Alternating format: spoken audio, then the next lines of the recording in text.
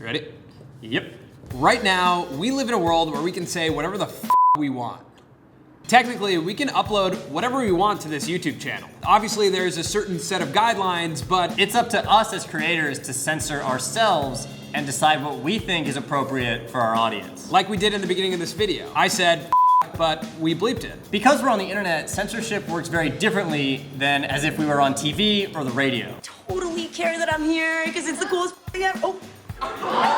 As creators on YouTube, we censor ourselves. So recently we experienced something on YouTube that we hadn't really seen before. A massive creator, Logan Paul, uploaded something to his channel that was wildly inappropriate. A video that featured a dead person in the thumbnail with footage of an actual dead person in the video was top trending and being promoted by YouTube. And created a global conversation about internet censorship. Make no mistake, these are highly influential people when it comes to your children. What should be allowed on the platform and who's held accountable if something like this happens? Is Logan Paul responsible for this? Does YouTube share some of the blame? Many people critical of YouTube for not doing anything. It wasn't removed until Logan decided to remove it. Well, YouTube said yesterday Logan Paul's channels are being removed from its Google Preferred platform. YouTube is also cutting Paul from a series and suspending his original projects. And how do we make sure things like this don't happen? Before we go any further, a quick history of media and censorship. A flood tide of filth is engulfing our country in the form of newsstand obscenity. The problem is kids are exposed to that with very little or no mediation. Congress has given the FCC the responsibility to help protect American families in that regard. Broadcast TV and radio programming will be free of indecency, obscenity, and profanity. I think it's interesting that content deemed obscene is not protected under the First Amendment freedom of speech. It's pretty wild. How do they gauge what's obscene? But it's just me, I'm just obscene. That's kind of the question. So let's take you back to 2004. The Super Bowl halftime show, Janet Jackson and Justin Timberlake.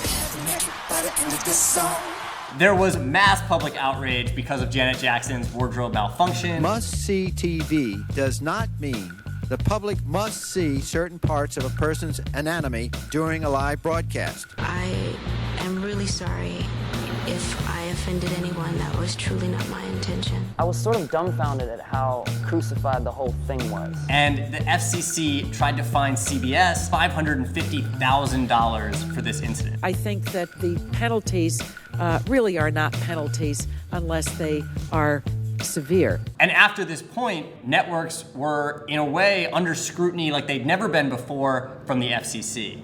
The FCC has just overtaken everything. Do you think this is because of Janet Jackson? Is that the nipple that broke the camel's back?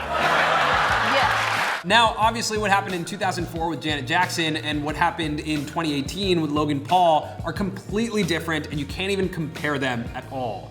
But the reaction is what we're talking about. Provocative content is what draws people to YouTube, and this YouTube profits off that provocative content. So no regulatory body is going to come in and deliver a fine, but this could change. If you look at Germany, they just passed a law that requires social media companies to be responsible for either like hateful or obscene content living on their platforms. If they don't remove it within 24 hours, they're hit with fines, and pretty big ones. They would face an initial fine of $5 million, and these are the platforms? That's huge if these platforms are now held accountable for their creators. Which technically they can't control, because anyone can upload anything to these platforms. We argue that these platforms actually shouldn't be held accountable, and that it's actually in the best interest of creators if they're the ones that are held accountable for the content that they upload. And independence of the creator is super important. I mean, you could argue that social media has created conversations that would make what happened in 2004 not even an issue at all. In 2015, the phrase "free the nipple" spiked on social media.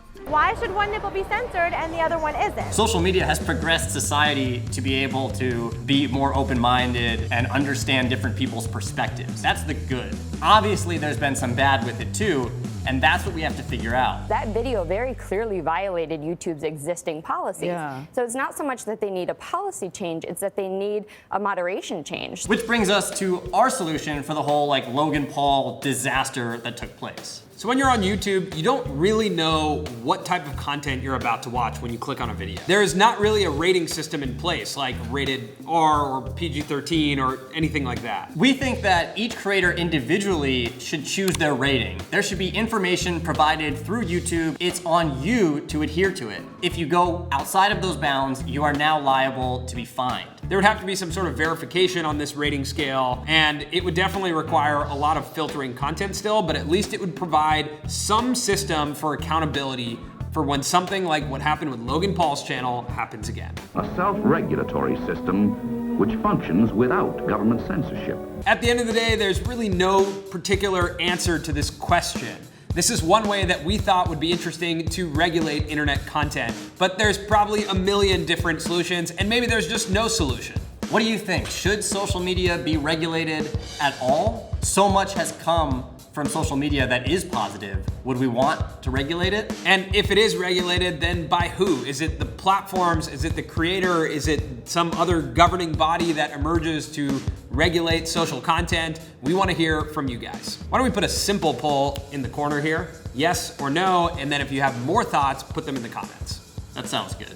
We also want to hear from you guys what type of topics you guys want us to cover. So put that in the comments as well, and we will pick a topic, do some research, and then make another video like this one. Eventually it'd be cool if we could say like new topics every Tuesday. Topic Tuesdays. That's good. Which are also Taco Tuesdays. So like this video, subscribe to the channel if you haven't already. If you have subscribed, thank you. And comment below with your thoughts on if content on the internet should be regulated. This is a big topic. This is a huge topic. Sometimes they say huge. All right.